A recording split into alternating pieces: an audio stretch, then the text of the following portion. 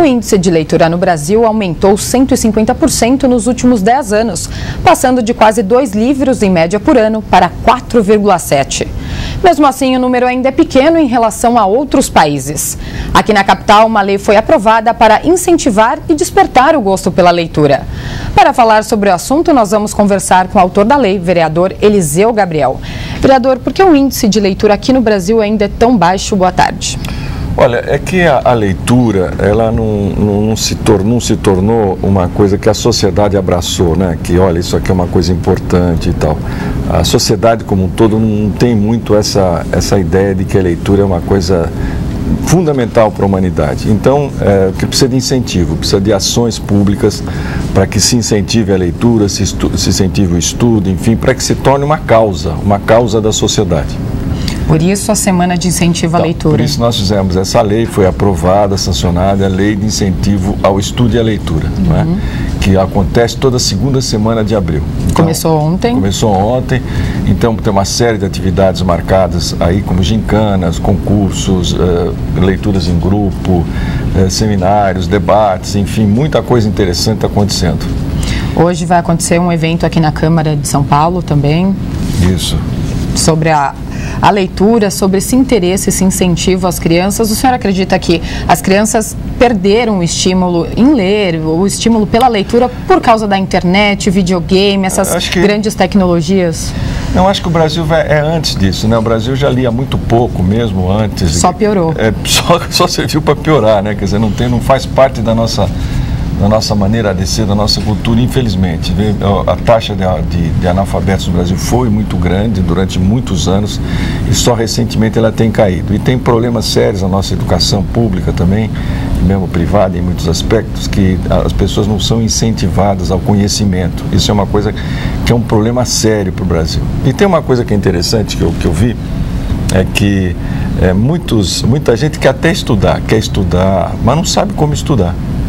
Eu fiz umas palestras em várias faculdades e eles começaram a me pedir, professor, mas poxa, eu sou professor também, né, de física, por incrível.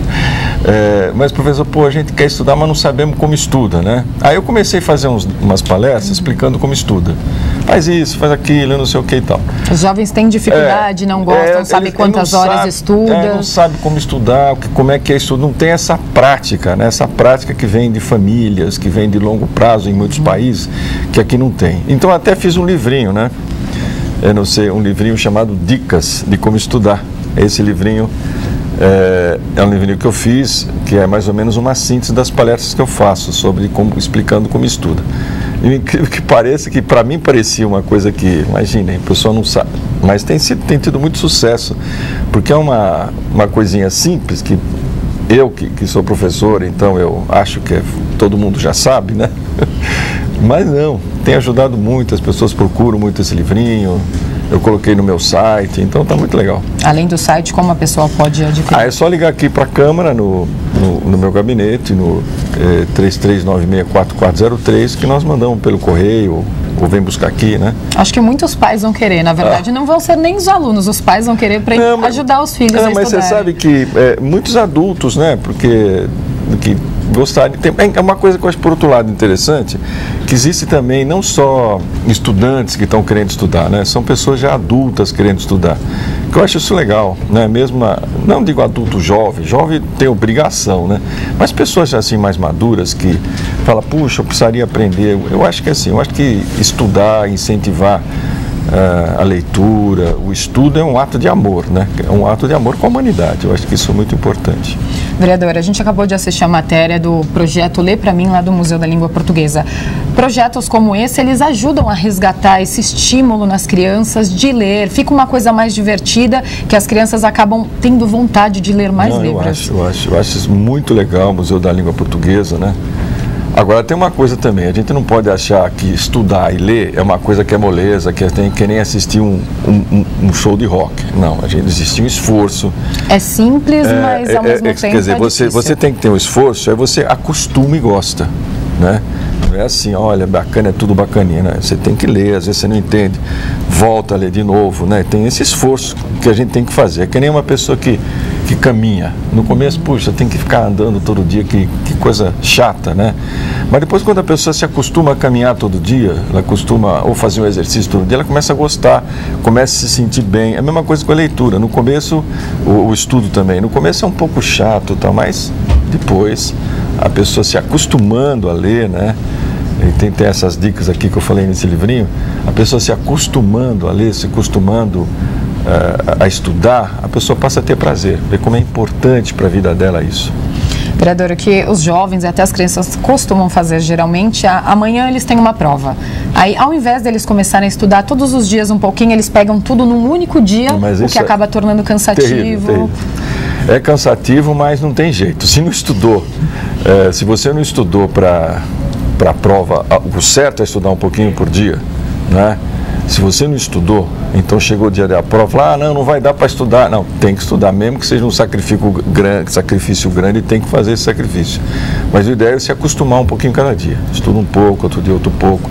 Mesmo a leitura, eu quero ler um livro. Leia um pedaço numa noite, né, até dar sono, vamos dizer assim.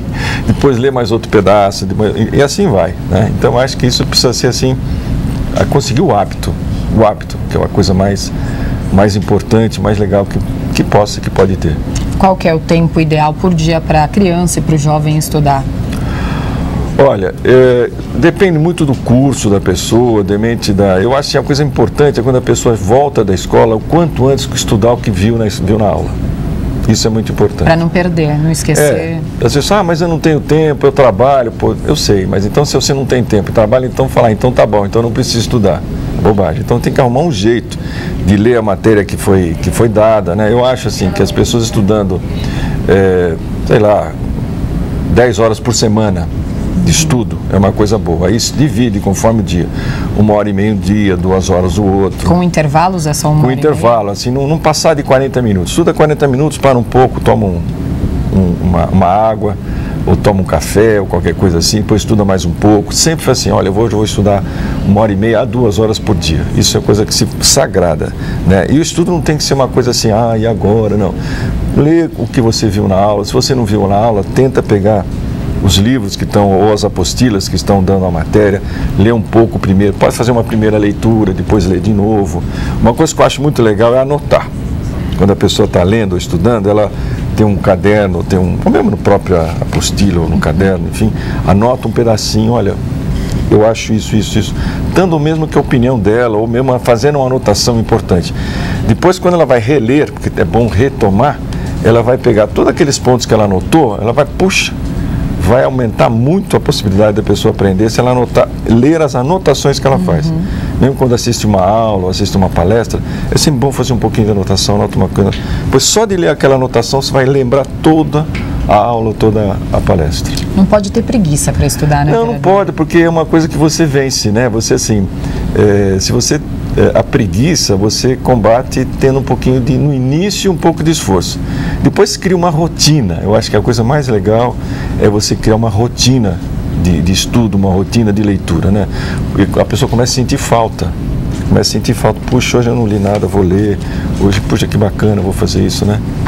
Agora, uma coisa assim que eu acho que é bem legal é a pessoa entender que na hora que está estudando, ela tem que, ou lendo, tem que adiar alguma vontade de fazer uma outra coisa. Principalmente estudando. Leitura muitas vezes é uma coisa muito prazerosa, muitas vezes. Mas o estudo, às vezes a pessoa, mas que saco, não dá, né?